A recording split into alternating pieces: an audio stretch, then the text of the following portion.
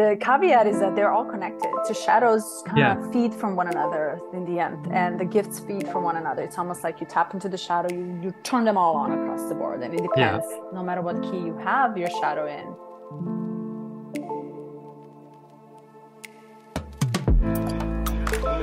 People like you that are enabling great change for others, and just your presence and just your being. And it doesn't have to be, you don't have to be a celebrity to do it either. You can just be walking down the street or sitting in a room. Yeah, and you're making the difference. How can I contribute something? And that's a big fear too. It's like, oh, I'm going to change my city or my town or my country. Like, yeah, it's possible. It starts with one person.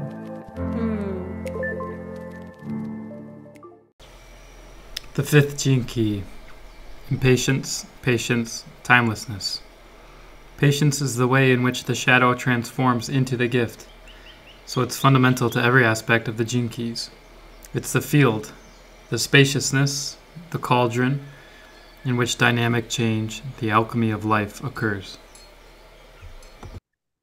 It's the backbone of the 64 gene key. It's the rhythm or the pulse of life, which, just to introduce it, like, it's like the drummer in a band. And it sounds so cool. It's like, oh, this is so cool. Like, the drummer is the coolest person in the band.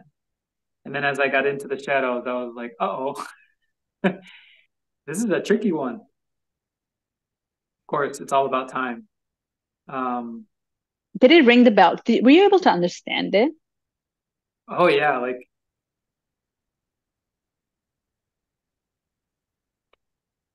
yeah, to me, this was like my favorite one so far, I think, just on an intellectual level. I spent a lot of time praying for patience. And of course, you know, as you pray for things, tests will show up so that you can develop it. And so I learned very early on, like, okay, I can pray for patience and I'll be tested in patience. So I'm not going to pray for patience. And then time goes on and I'm like, oh, I should pray for patience again. I'm struggling with this thing. And it's like a repeating, it's like a pulse, like a rhythm that I'm not noticing in my own life about my perspective on time and timelessness and my own patience and impatience regarding it. So because I've spent so much time with it and I love sci-fi, I love exploring like the realms that are 3,000 years in the future that may or may not exist or whatever it is. Like it's something that is intellectually stimulating and feels good. So to me, this was like easy to understand. But I'm wondering for you, I'm so curious how this landed for you. So let me start with one thing. The impatience that we have is displayed by a deep distrust of life itself. And I'm like, oh gosh, okay, I've been really like distrusting of the unfolding lately, feeling impatient, feeling like there's not enough time, wanting to rush things, and then in doing so, it's like you fumble the ball, you know, it's like you drop the golden egg, whatever it is, because there's truly on a timelessness scale looking down, our impatience is like we're just getting in our own way, of course. Mm-hmm. And then he laid it out beautifully. It's rooted in this fear that we have, and it's a fear of death. And there's layers of the fear of death. And I kind of envisioned it like layers of a cake. So the top layer is a personality, our outer fear absorbed throughout childhood. So like fears of strangers, fears of fast moving vehicles, fears of airplanes, fears of heights, fears of water, open ocean. And then there's a collective fear the next layer in the cake, like the fear of change, the most prevalent one in our collective. And then the base layer of the cake is the primal fear that there's no underlying order to the universe. And it's like, to me, when I have grief, it's not grief for a past loved one. It's grief for this. It's grief surrounding this feeling. It's like something lost. Like there's no order out there. Oh my gosh, it's devastating. Kind of like a part of me has died, or like this idea that I had, this relationship I had with the universe, where it was like, you got my back, right? Cut me deep, cut me here, and it's like, and it's interesting that you helped me go in there and you helped me emanate out love from that. Because it's truly the only emotion that can come out of grief, of that deep-rooted fear, to help reintegrate like this relationship of like, okay, if I expand out love to every single human being and just shoot it out as far as I can see and feel and touch, of course I'm supported. It just shoots right back in. Damn. Okay, your turn. So how I understood is that your impatience turns into patience when you play like this, right? When you forget that when you think the universe doesn't have your back and it's punishing you, that's one play. When you switch the role and instead you're feeling all this like universal love coming down to that one spot and you're shooting it back and you're making love to the universe, then of course it has your back. So the impatience and patience, how I see it, you're moving between the shadow and the gift simultaneously. You're going back and forth with it, which I think it's the previous one. You know how the keys kind of follow the residuals of each other if they're connected. So 4 to 5, 5 to 6, and back and forth. And they have the influence on one another. So it's interesting that the forgiveness is part of it, a part of the 4th that is connected to the 5th, which is impatient. Right. And when we're impatient, we're really not tolerant on anything, on anyone, right? So we're waiting for something in the future or from the past to be corrected in the future. And we're often skipping the present moment. And in the present moment, you realize that both are non-existent, that all you have is just the present moment, that you're stuck there and you have to come back to it. And because you are a human, and with this human experience comes being stuck in both and constantly battling all these like different forces within, you then understand that you have to forgive yourself because this is part of the entire process. And that forgiveness comes in to understand that fucking shit, I get to be impatient in order for me to learn the patience. And how this whole key connects to me specifically is like the moment you realize I must be impatient for a lot of things in order for me to swing the pendulum all the way on the other side and learn the patience. The impatience must hurt so bad it's gonna burn me in order for me to be hold on steady with the rate. And when you realize that patience is part of the process as well, you forgive yourself and you come back right to the moment, which is right now. I am not patient nor impatient because all I have right now is this time to really, paradoxically, is nothing and it doesn't exist. So I understand this key very much and it plays out in my emotional life a lot, which is the first key that you and I are working on that is actually affecting you on a personal subjective level. So I don't think it's coincidence that it's part of my EQ because on emotional level, I'm able to translate this into having patience for love and emotions that occur in me. Backtracking it. Being impatient when I'm in pain because my heart is broken or because I feel pissed or because another didn't give me what I'm looking for, because I'm looking for you to validate who I am. Tell me and affirm me. See? Affirm me that I'm the best husband ever, that I'm the best partner ever. I can be your boyfriend too. Yeah? So I know better. Like, tell me, looking up to me, impatience. And if you don't say it now, I'm out. Yeah. Forget about the relationships. Marriage, don't talk about it. Impatience. Rather than wait a minute. Like, I need to be patient with you, but first I need to learn the patience within. And the moment I learn the patience, thanks, Google. And the moment I learn the patience, I don't know why is this happening, which is wild. Is it like picking up a voice or a sound or something? Maybe my I hate to say it, but I think it's about an hour and 15 minutes into the call regularly shows up.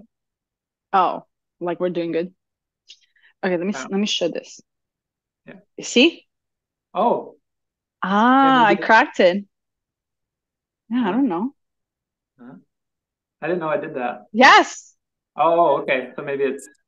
So if you do the hard, it's gonna give you the hard. Oh, how cute. Mine doesn't move work. Move it a little bit. Shake it. The heart. Anyway. Okay. But and so when I connected with the EQ, specifically, I see it as being impatient because I see the death of me if you don't give me this validation. Or if I'm looking at it on the shadow level, I'm usually looking outwardly for someone else to give me all of this rather than looking inward, which is patience. I'm so patient with myself. Oh, I want to take it slow. I don't want to rush through my love to me. I want to, right? I'm patient. I'm going to love me today, tomorrow, no matter what. Next week, I'm going to pamper myself. Why can't I do this with others, right? So I feel that the pendulum swings throughout our life maturity, how we mature in life, because I was very impatient in the past when I was younger and more silly and I wanted to control more. As longer, the further I get maturity in my emotional state, I'm actually more patient.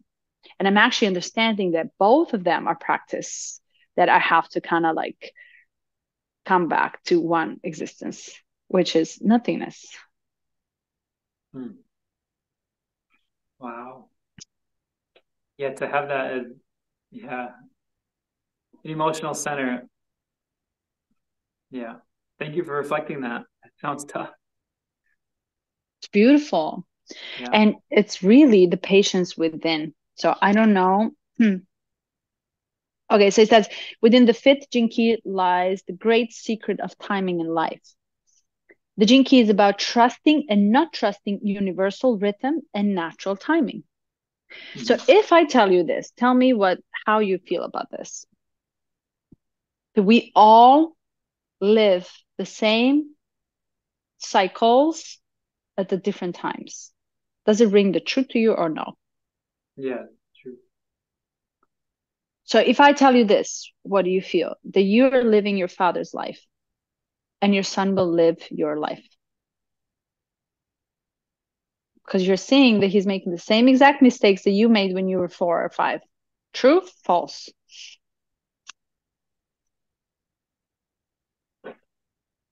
Well, it feels like not totally true. Like it's a rhythm. It's a rhythm, but it's playing over like a different melody or a different tune. At a different time? Yeah. Yeah, different time for you, different time for him. But is the lesson the same? Yeah. What was your lesson that you think your son is learning from you?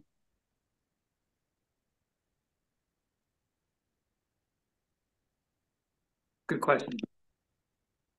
There's many lessons. One of them, I think, is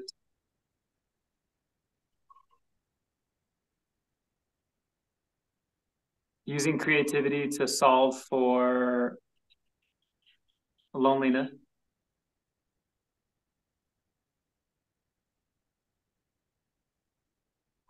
How did you do it when you were 4 or 5?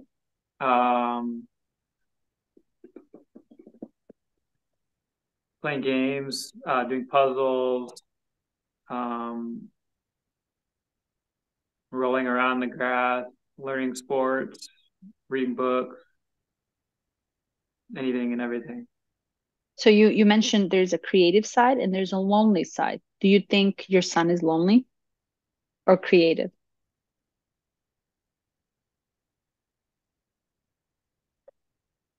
Both. Yeah. What I see with him is he often wants to play with his friend. So he's like almost always asking if we can have so and so over, or if we can go to someone's house, or if we can go to the beach and play with this person. And I take that as lonely. It might not be loneliness, but I take that as like he's bored. And then there's an element of like I see the cycle with him since he was like 3. Like you can't rely on others to always show up for you to make you not feel that way. Because ultimately, like, there's a feeling like if he sits with it, and he's forced to because his friends get sick or they're busy or they're doing something else, whatever, and then he's just like, okay, I have my mom, my dad, my brother, my other brother, and for some reason I don't like it. Like I'm trying to seek and go out and find someone else to play with. So now there's a challenge of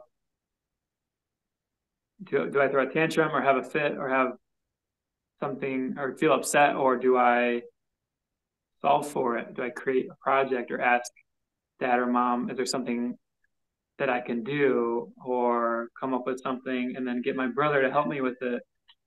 And so I see both. He has these moments where he's like project master and he's like super creative and he's directing everybody. And it's awesome. And then he has moments when he's just like really sad and heartbroken and just frustrated. And it's like, okay. So you think he's lonely, or he's just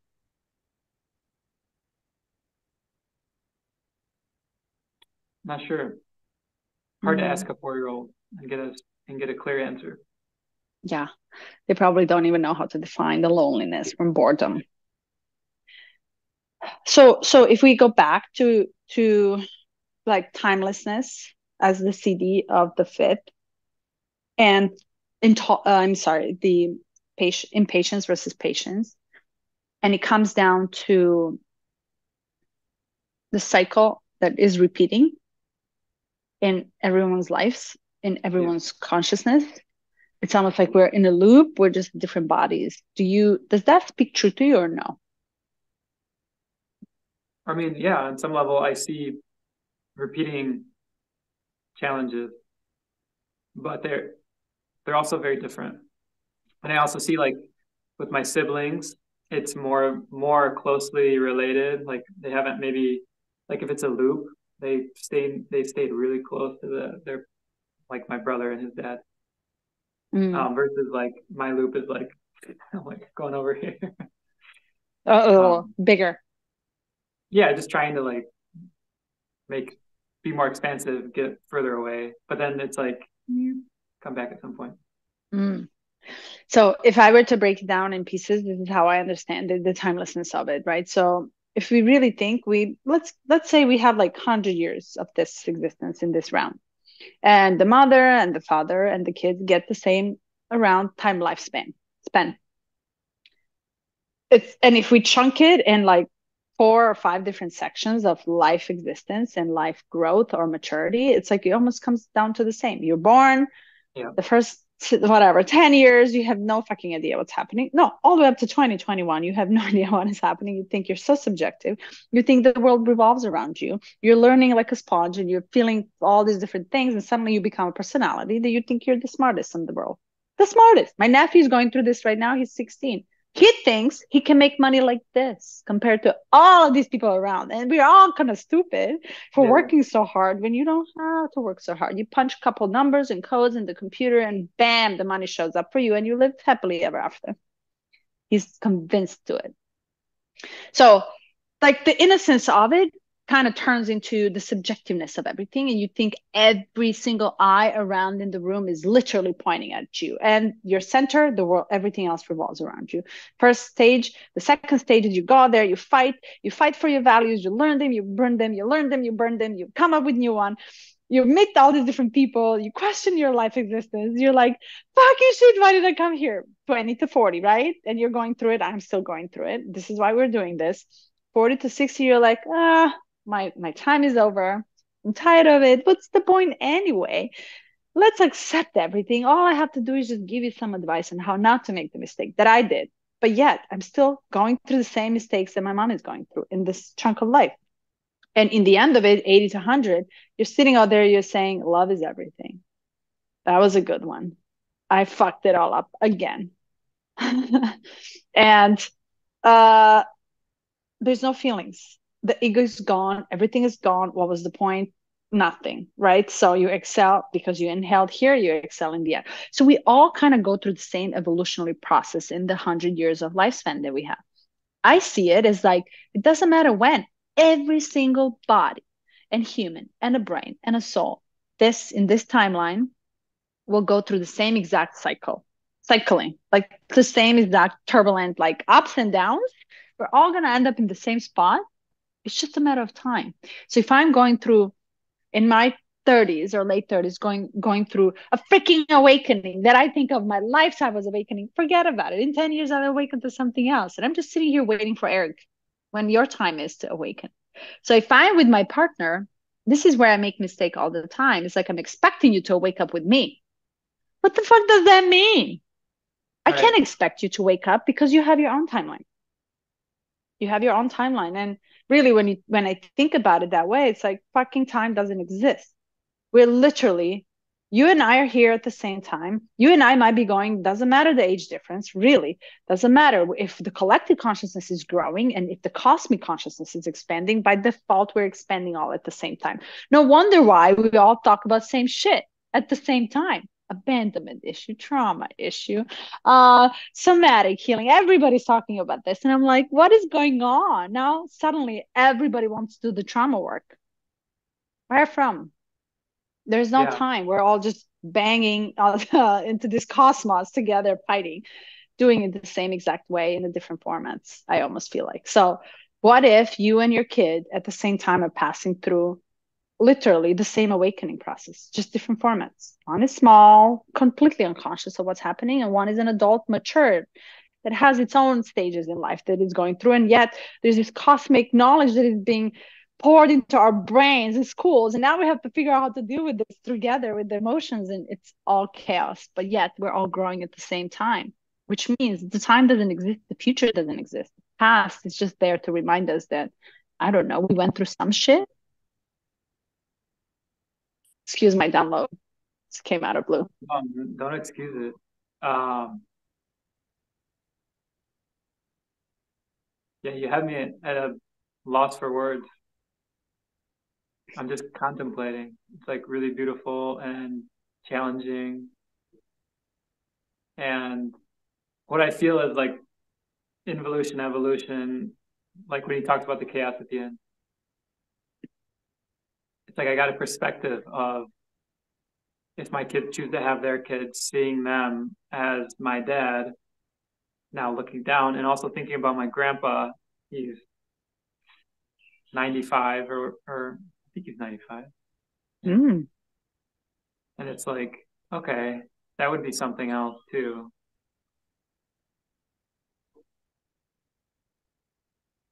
And it's,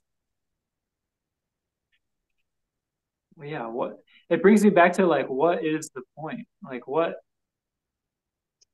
you know, if it's like in 3D in time, it all seems so meaningful. It's almost like okay, I'm getting like, if you're speaking about phases of evolution of an individual, it's almost like the phases of evolution of the collective. And that too has a cycle. Mm-hmm. And in the perspective of like the 85-year-old collective, where it's like just love, I fucked it up, we're here now, then all of that is like meaningless in a way. It's so meaningful at the same time that, yeah, it's just like, how do we come out of that download with something tangible, like just spinning circles? What spins us in circles is this. Right. What makes you be present in this existence that has no purpose here, but yet has purpose here, is really tapping into energetic heart. This is where I find it all the time. It's like if I'm trying to analyze it, of course I'm going to fight all the battles out there to find the logical meaning of this purpose of this life. It doesn't exist. It doesn't exist. It's literally, it's meaningless. But if I tap into it, and this is all I have, which is the time, and the time doesn't exist here for the past and the future. If I really feel myself right now, you remember you and I often, when we tap into this realm, or whatever realm that you and I are tapping into, it's like a container, right? I almost feel like we're entering some realm out there that doesn't exist. The time doesn't exist. We know we have 2 hours, but our time stops, and we don't feel the time is ticking and the clock is ticking. In the end of it, every time we go and we say, where did the time go? But we're tapping into some sort of container from here. And it's not logical at all what we talk about. But yet, when you tap here and you speak your truth, this moment, as you know it, the way it is right now, we enter into timelessness. Time stops. So if I'm trying to find the answer, what's the purpose of it? I can't. I will never be able to find it. I'll go crazy. I'll go cuckoo. But if I go back here and I said, listen, I'm here right now with Eric, sharing this moment, entering this void of space that we just entered together gladly, consensually, of course. And all I feel is I'm here. And this makes purpose more meaningful rather than understanding why. Yeah. It's rather how we show up in this container. And it's the same exact container you can create with anybody. As long as, like you can create it with you. Like, okay, I dedicate my time of 2 hours to tap into this existence of my life, to make sense of it. Why the fuck am I doing all of this that I'm doing? It doesn't make sense, but it feels great. And I wouldn't replace it with anything. Yeah, beautiful. Yeah, this gene key feels like it's shedding that question of why, at least as how we're moving through it. And then I recently also read 55. Oh, yeah, because why? that's where we're in. And that one sheds the question of how, because it's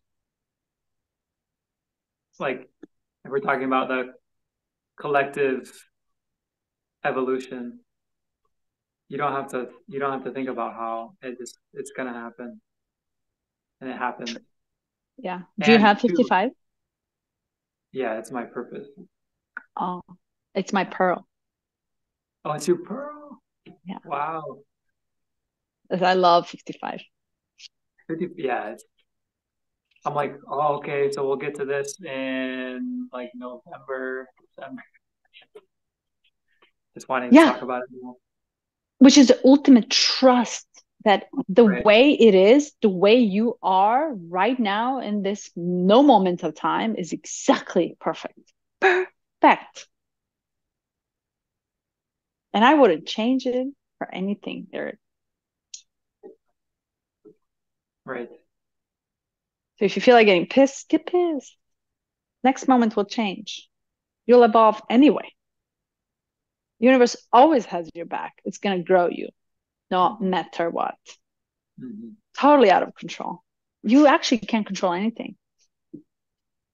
So pretty. So beautiful. Everything is out of our control. We're just here working and contributing the best we can. Yeah. Whatever that means. Wow. Oh, okay. Transitioning. If you're feeling like that was a good wrap up. Yes. Okay. You mean for 4 and 5 together? No, no, just for that topic. Okay, yeah, sure. What else you got for 5?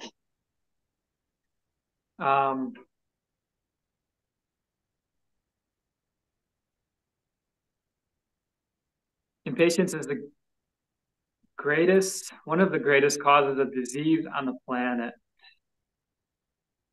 And when I think about when I get sick or when I get a symptom or an ailment, I can trace back like the previous period of time, whether it's 2 weeks or a month or a year. And yeah, it's like, of course, I was incredibly impatient right before that happened to me. Wow. And yeah, and it's interesting too, because there are human beings that I know, and this is very rare nowadays, that they don't have anywhere to go, any place to be. They don't have any schedule to meet, which you're in LA, it might, like, I know it's a little more, I've heard it's more progressive, but it's also, you're still like in corporate world and structure and all of that.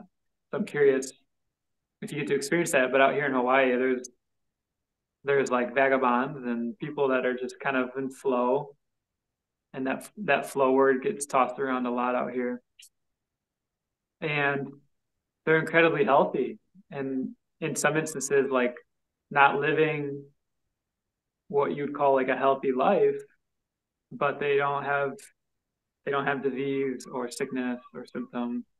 And it's so interesting. Like a slap in the face for all of our trial and error around controlling and trying to make things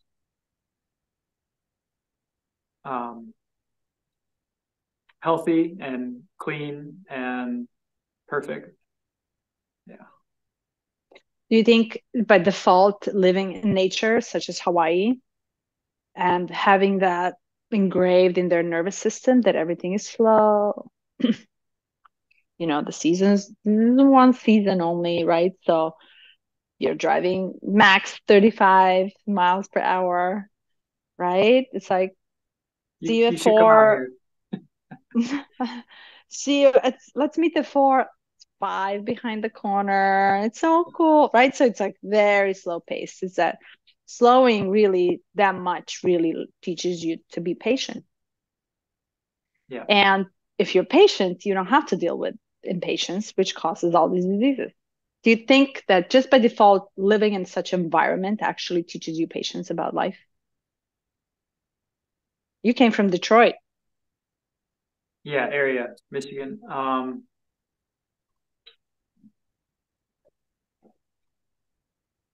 Like, I like to be devil's advocate, and I don't, that culture does exist here, but even with Hawaiians, and they'll say it too, like, it is very much still 9 to 5, and it's very much like people aren't hawking. Like, there's a lot more aloha for sure, but there is like a rushing mentality of like, I got to go to my thing, I got to get my kid to the thing, I got to get home and get this. And then you'll see pockets of this timelessness where, to prove your point or to, like, be fair, in Michigan, you don't see much of that at all. It's like incredibly rare to have someone slow down and just talk with you and just like shoot the shit or just chat or just like catch up or whatever, or just spend time with you. Like, hey, we're meeting up, let's go for a walk. Like, you wouldn't get that. But yes, here it is more common. I only want to play devil's advocate because some people move out to Hawaii expecting that the environment will change them. But if they haven't learned it, or if they're not open to learning it, they're just going to bring in the exact same thing that they had. Because it's another addiction. It's another thing to become addicted to. This rushing. It's like, okay, now I have something that I'm going to go to. Because that timelessness and that feeling of like in flow, like if you're truly in flow, it's unsettling. It's like you're choosing to stand in the water as a wave comes in and it unsettles the sand around you, and you're like, oh, am I going to have a place to land when this wave comes back out? And if you're in flow, you're like, I'll just go where the wave takes me. It's cool. But if you're like addicted to that stress, you're like, okay, the wave's coming. We got to prepare and hold our hands together and do this thing. And then it takes you anyway. It gets you pounded. Yeah. Yeah, Did you you get get hit pounded yet hard. in Hawaii? Yeah, for sure. Did you? Yeah, by the waves, you mean? I hope you Yeah, don't like mean that. pounded, where your like Yeah. underwear is full of sand, like a legit one. Yeah. Carly and I went to Maui for her sister's wedding, and then we flew over to Big Island to kind of scope out where we were going to land. We went to Black Sand Beach, and I Huh? went out in the wave and was like looking at the wave, and then this guy's like, "You want to borrow a board?" I'm like, he's like, "I see the way you're looking at that wave." I'm like, "Sure, I'll take a board." And I go out and I just get destroyed the first one. It just takes me into sends me right into the sand. And I came out and I was like legitimately injured. And the Yeah. guy's like, "Yeah, it's not how you ride it, man." And I'm like, "Oh, okay, I don't know." Um, but from going there more often and talking with people that spend more time in the water, you like if the wave is way bigger than you think, let's say you're in it, and you're trying to catch a wave.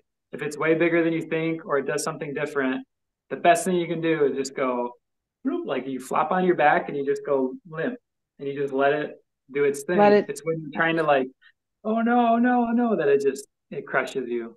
And it's Yeah. such a good metaphor. Mm-hmm. Let go, relax, chill, or surrender. Yeah. Yeah. I love Black Sand Beach. I like that. So, I forgot the point that you made before we got pounded. Can you read that sentence again? Yeah. Impatience is one of the greatest causes of disease on the planet. It cuts you off from the heartbeat of life. Oh, yeah. And then you played the devil's advocate about the Hawaii. Yeah. Interesting, because I think I feel environment does play some role in who you become. So if you're in a nature, you'll become just a wild woman. Hold on a second, let me go. If you don't tame nature, it will eat you alive. As it eats all the buildings in the 14th century out there and kind of freaking takes over, right? It builds and kind of starts growing through all the cement and rocks and shit like that, right? So if you don't tame the nature, but environment, you're talking about how it is in LA. And I think the power that we have to make choice is everything to me. It's like I can choose to get wild and go get pissed because there's a traffic, because I have to wait in line, because the wait in line to park, somebody's honking at me. There's this homeless person that almost like yelled at me entire time while I was just not even cutting, right? So there's a lot of this pressure coming in. But if you know how to detach from it and how to isolate in the bubble to recharge, then that's when the balance starts it. This city can drive you crazy because it's so advanced and because there's so many things happening at the same time. And it's 55 years ahead of the time, it feels like. Everybody's doing different shit. It's like crazy. You almost feel like you're FOMOing for everything. It's like it's Oh yeah. easy for me to see that I'm behind rather than in Hawaii when everybody's doing the same thing and you feel you're participating together as a part of the community, right?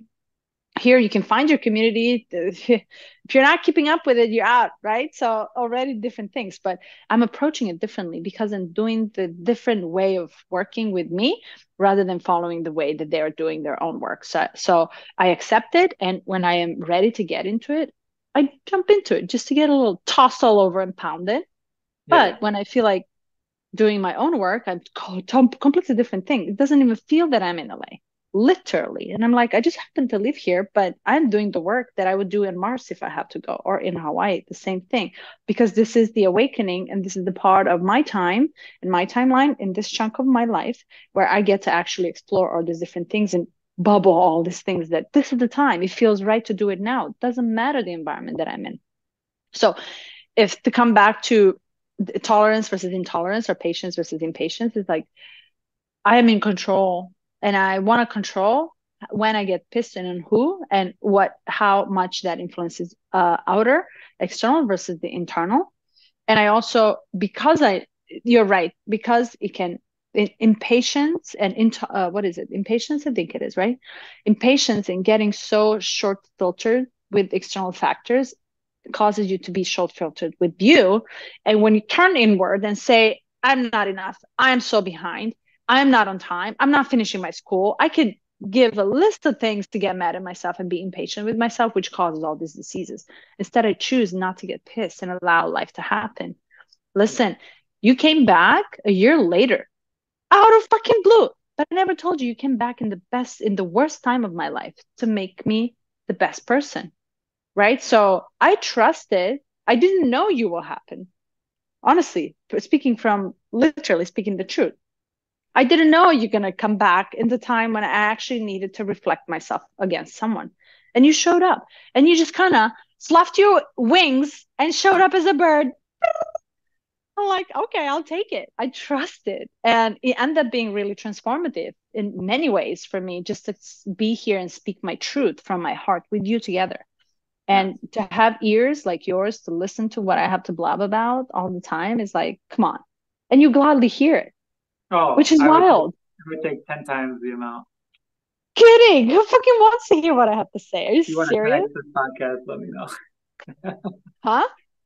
If you want to 10x the podcast, let me know. 10x it? What do you mean? To make it viral? You want to go 10 episodes a week and we'll do it. Oh, oh yeah. I mean, the pace that we're going, why not? Yeah. But it's like I trust it because I do the work and I really like the disease comes with intolerance within. It all comes down to how you talk to yourself, how patient or impatient you are with you, how forgiving you are with yourself and all. Yeah. Yes. Yeah. Do you have 35 anywhere in your chart? I don't know. I actually had my chart open. Let me see. The programming partner of the 5th Impatience is 35th Hunger. No. Do you? No. I don't know. I have to look. Don't you have it ready? Well, I can find it if you want to carry the conversation. Yeah, I don't. I don't have 35.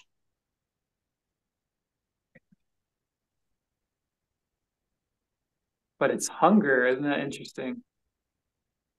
Where did you go? They go together. Immersive.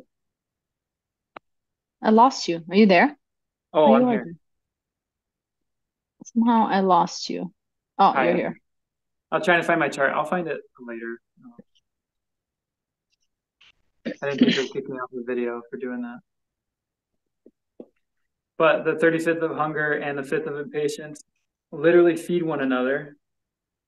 The hunger to escape the feeling of insecurity leads to impatience and vice versa. All driven by the fear of time running out. Oh, running, the clock is ticking. And isn't it interesting? Like in this age, it feels like acceleration, like less time available. Yeah. Yeah. And in reading the 55th, much like how the majority of America is obese, it's this necessary like devolution so that it can come out of it. It's like a purifying like salt, like a mineral filter. So this acceleration of time is like filtering out for the new community and the new age that's coming in, where we'll just be like, what do we do with all this time? Like, what do you guys want to do? I mean, yeah. Right?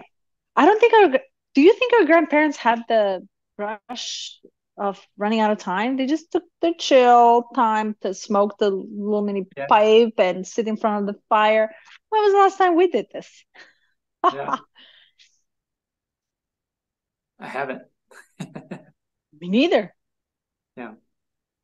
So just to collide with this, there was a teaching from Barbara Handclough, I think it is, and she wrote a book called Catastrophobia, and all these like different like civilization extinctions and all the different things that come from something to nothing to something to nothing, and it's a repeating cycle of it. And I think it was her that coined the shrinking of time, a legit shrinking of time, and the sense that time is literally shrinking us to because everything is evolving so fast from the moment we came with the internet or revolution of computers, it's like everything just bam, just exploded out of blue. And it was in our lifetime. I remember the time when I didn't have computer and didn't have the phone, the cell phone, and had the phone line. And like those times are our lifetimes. And suddenly in 10 years, I'll talk to you telepathically. Yeah. So the sense of growth that it's accelerating is actually making the sense of time shrinking down really fast. And our grandparents and grandgrands didn't really have this feeling. But her point is that eventually we're rushed to change our collective consciousness. And we must evolve faster than we can possibly comprehend. Yeah. It's like, why? Because there's an ending. I was like, what ending? Ending of what? Of this cosmic universal existence? Will it all go down to a black hole suddenly? But it does have that sense. So every time I talk, every time I feel like I'm running out of time, it feels like I'm running together with a consciousness, that collective that actually feels the time is shrinking down, or you're getting squeezed and you don't have time. Are you kidding? I'm already 40. Yeah. Are you kidding? I'm yet to do everything that I want to do. Oh, expand to the levels that I want to expand. I think our consciousness is like really growing so much that makes our time shrink fast, make our time feel that we don't have time to learn all these different things. You're not talking about jinkies. 10 years ago, we didn't even have Richard talking about this. Now we want to learn this. We want to learn natal, astrology, the sex, the sensuality, the connection, the quantum, all this different information that is coming, being bombarded to our systems that we want to know all, which we don't have time for it. You have to choose your poison. Right. Yeah, and to piggyback on that, time always moves according to your perception or mood. If your breathing is calm, rhythmical, and deep, then time appears to dissolve. The more you become aware of your own impatience and restlessness, the deeper you begin to sink into your true center, and the less you are concerned with true timing. Which makes me think. Yeah, go ahead. No, you go ahead. I was just going to say that feeling of acceleration, to me, it's exactly as you say. It's like with the advent of access to information, we happen to place humanity into an impossible equation. And so that's part of the feeling of acceleration, lack of time, and on one aspect entertainment, and on another aspect information, education, and another aspect like communication and having these kinds of talks. Like this wouldn't have been possible 25 years ago, and here we are. Our brain wouldn't even comprehend it. Right. Just explode. Soul? What do you mean soul? The body? But you see how I see it, it's almost like every time we're restless, every time I feel restless, specifically about, and I rush through life, it's all in my head. It's all because this information is so much that I have to process it. It's almost like overload of my brain and my consciousness that I feel rush in my head. And it's that division between the mind and the heart. But coming back to the heart teaches me patience, right? So it's like, I will never learn all of this. I will never read all these books that I bought, maybe unless I buy another round of it, right? I will never be able to understand it all. And I should stop trying. Instead, I should just like tap right back into it here. And boom, patience is born. Acceptance of it all is born. The timelessness and rush time doesn't exist. The clock stops ticking. Patience, I am here. I'm breathing. My body is doing already all this mechanism. It's breathing. It's circling the blood. It's digesting all these things. It's doing it from me. I don't have to really do anything. Just be here. Yeah, that heartbeat just continues. Yeah. Boom. Shut your mind. to turn on the heart. Right. So easy said than done. Are we on the city yet, or are we just kind of floating? I think we ran through all of it.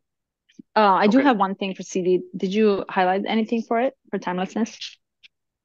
I did, and I think it's relevant to the previous conversation. It might not be a long chat, just kind of like something to contemplate. Yeah. But underneath the city, it says hitting the speed of being. And then I just saw a video, like a short on YouTube yesterday. Robert Edward Grant was talking about the speed of light. And he's talking about like we conceptualize an idea that there is a speed limit on light, but light is a wave. And like in a football stadium, when people do the wave in a football stadium where they stand up and then goes around the stadium and one person stands up and then the next and the next thing. He's like, that's essentially what light is. It's either on excitation or off excitation. It's just two states of being, and then it propagates a wave. So in reality, the speed of light is our speed of perception. And to me, that just kind of like it was like reading a gene key. It was like, I don't know what this means. I don't know how it impacts me, but it feels like an unlocking of something. Essentially, it's like unlearning, you know, this E equals MC squared, this equation about the speed of light, and this understanding of the universe. Like light from the sun takes 8 minutes to get to Earth, according to modern science. And it's like maybe that's just our perception. And then in that, it's like, you know, it's like using art to expand science out to the furthest reaches of like, you know, more than what we could just discover with science itself and with logic. It's using that, like, you know, what comes out of here. And if it is perception, let me just sit with that and feel, okay, now all of a sudden this feels timeless, right? And I'll let you kind of go off of that. I love how you described it. I really like how you tapped into it. Like but I saw you, it almost felt like you felt what that is. Mm-hmm. The enlightenment. Right. Okay, so I highlighted a bunch of that here on the enlightenment and light. Let me just find it.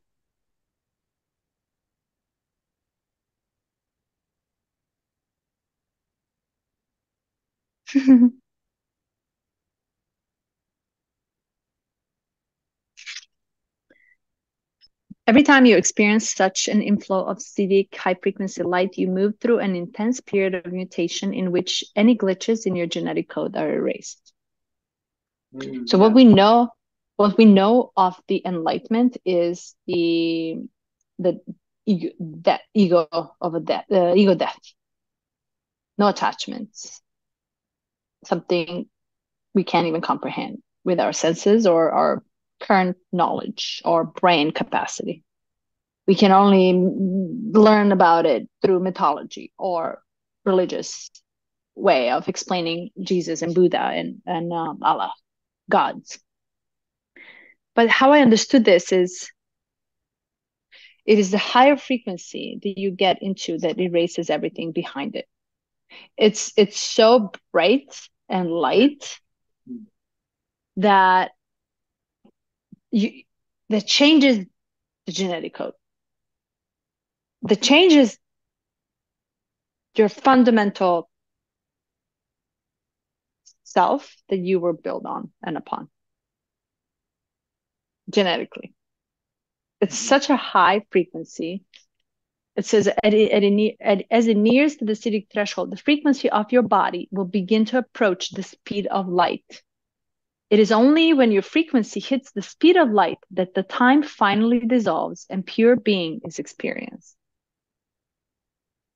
When I read it, I was like, so the Christ, Jesus, and Buddha, and enlightened souls actually disappeared in time. eventually reaching such a high frequency that, when you speed it up so fast, it doesn't exist. It's gone. Wow. And that kind of alludes to that, you're saying speeding it up until it's kind of like obliterate. It kind of alludes to that collective feeling of accelerating. And then maybe there is a black hole. Maybe there's like it gets sucked into this like intense rapid, and then what shoots out the other side it has to be timeless. It's like that's the only thing that could come out of its opposite, right? If a black hole is like dark, concentrated energy and form being sucked in, and then the other side would be light, expansive, timeless, all the cities. So technically what you're saying, we're all going to disappear and be nothing eventually, because we're speeding up and we're evolving so fast that we'll get to the light, conscious, collective enlightenment that suddenly everything will disappear. And we will with it too. Yeah, and it's on the time scale of cosmos like a blip, but I think on the time scale of, and again, it's using time. It's like, what's the point? But for the sake of conversation, on the time scale of like temporal matter and energy and being, it would be generations and generations of this transition period, right? Where it's like, like Richard talked about, like eventually our skin gets more and more translucent until all of a sudden it's see-through, and our perception of time expands out and expands out and expands out. Our need for resources is just there, like our ability to communicate. First, like I can send you a thought, now you're getting it. Eventually, do you want, I'm gonna come visit you, and it's like, boom, it's instant. And what happens? It's just like this. It's exciting for me to tap into, because it's like it's the ultimate hope, and it comes with it, right? Like this yin and yang, hope and the annihilation, or the hope and the destruction. And so in using the word like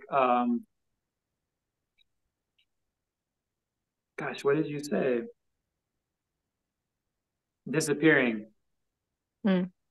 Disappearing being the opposite of, or the counter to appearance.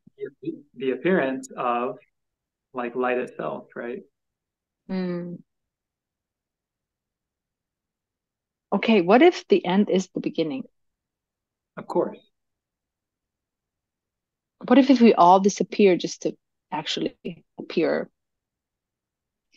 on in a totally different way, but totally different consciousness and different problems or traumas to deal with? The point is, it never stops. Right? We're just coming up with all these theories to make it easy for us to understand what's happening, but really, we don't fucking know. No. And we'll never find out.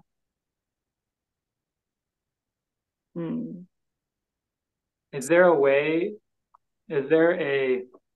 just as an exercise, is there an experience that you could have where you would know?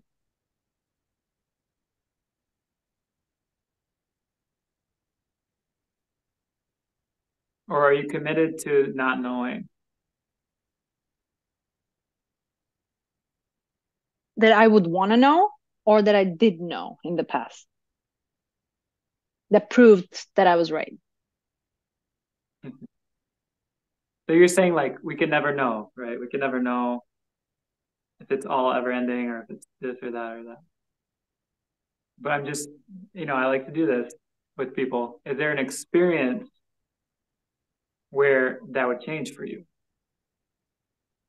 I would not want to know, because knowing is not the goal. It's not a measure of anything. The pleasure is the measure. The journey is the measure. What about you? Well, I'm glad you went first. Because to me, that answer feels more, I measure things with my gut, and that felt more like, okay, Milica has nailed it. But would you want to know? Yeah, absolutely. I would take it. If there was so like, to me, this is how I envision, is like, I'm blasted into this other realm, and this being of whatever magnitude, being or non-being, whatever you want to call it, just imparts the key for me. And then it's like, okay, you got it. I think maybe to answer your question the same way, or in a different way, but kind of with the same answer, if I got that, if I was able to intuit what all of the meaning is, or all of what will happen is, or what has happened, like in all ways. And then that being said to you, okay, now do you want to go back? I think in the same way, I would say, well, no, I'm good. So it's like, of course, you can't know. And the moment of knowing, you'd already transcend. Yeah, you'll be like, oh, Yeah. that's it. Oh. Oh, that sucks. Rather than show me nothing and show me everything that is unknown, I'll sign up for that. Well, yeah. And we did sign up for it. That's why we're here. I went to Disneyland 2 weeks ago, 3 weeks ago. And I love roller coaster. And every time I do it, have you been to Anaheim Disneyland with your boys? No. Okay, you must come because it's only 30 minutes from here. So I will gladly take you and do the roller coaster with you guys many times if I have to. The point is, all the thrill ends when the roller coaster stops. But all the way up to the ending, it's like so many different things. You're going up and down, you're high, you're like screaming, you're fearful, you're happy, you're ecstatic, you're waiting, you're patient, you're impatient, you're all these different things are really what it makes the journey pleasurable. The moment it stops, I'm like, oh, I'm running again. Yeah. So it's not the ending, it's really the journey that it takes to get there. Yeah. So it's interesting that it's usually you think you want to know, but really you don't want to know. Yeah, essentially you'd meet with the park manager and they're like, all right, let me show you the blueprint for the ride. And you're like, you want to ride the ride now? Wouldn't you? I mean, I guess in that metaphor, I would be like, yeah, I'll still ride the ride. Sounds fun. It is fun. No matter how old are you, it never gets old. Yeah. Ugh. So good. Good. I do have just one more question. Because this is your EQ. Do you ever feel pessimistic? No. Do you ever feel pushy? I used to. And I Okay. think when my ego played a role in protecting me in the environment that I was thrown into, the ego gets pushy. And now I am able to differentiate when my ego needs to be dominant for survival mode or as a part of defense or protection, natural to human beings, and where I allow my heart to actually allow everything patiently to happen and unfold the way it needs to. And I'm very optimistic. I actually was never pessimistic in life. So I don't know why I was not pessimistic about anything that crumbled in my life. Instead, I saw it as the optimistic way of, oh, there's better times coming. And I don't know, does it come with the genetic programming? Does it come with the environment I grew up with the way I was raised, the institutional knowledge that I was given? I don't know. I didn't grow up with an optimistic household. It was very bad and very pessimistic. But somehow within deep down, maybe because I'm Pisces, I don't know the answer, but I'm going with the heart. And it comes down with, I'm lucky to be heart full of so much love to forgive easily, to uncomfortable events or people or events that happen in my life, and just look at them as, oh, but they're part of this. And I think how I understand it is that the traits of Pisceans, which might not be the answer for everything, but there's something related to it because we went through all the hell. We went through all the 12 signs before we became Pisces. And the Piscean sign leads to the 12th house, which is house of spirituality and house of unconditional love. I understand unconditional love. By the time after Pisces comes Aries, which is so self-centered. The people like that I've met, is like they can't even think outside themselves. That all they see is just themselves. And that doesn't make them wrong. It makes them someone who has to go through all these traits to learn. But unconditionality, if you hurt me tomorrow, I don't know how to hate you. I simply don't know, Eric. If you forget about me or you do something, it will pain me, but in the end of the day, I will love you dearly no matter what, because you came to my existence, because you are part of my life, because you are meant to teach me something. How can I be mad at you when I'm fully grateful for you giving me this gift? Without it, I wouldn't be better me. So pessimism doesn't really exist as a concept in my entire emotional body. I don't know what it means to be, oh, it sucks that our president is a different person, or oh, the wars are everywhere. In the end of the day, I'm against it. I understand it logically, but we've been in wars since we came to existence. I used like, there's nothing I can do to change that, but I'm not pessimistic because I know there's a huge amount of different consciousness and level that it's actually rising while everything else is crumbling. The world order and the money and the economy and the finances and everything else out of our control. I can only control me. With that, I know I'm not the only one. With that, I know there's a collective of the other side that it's actually rising and it's leveling this unevenness of poor, rich, sad, grief, happiness, joy, and everything. People just don't talk about this. There are happy people out there. We just talk about the misery all the time because it's in our genetic programming. It's the way we grew up. The bitch about like what's right. Don't tell me what's wrong. What's wrong? How about what's right? Right. So I don't really have the default on pessimism, but I have known people that are by default pessimistic. So you?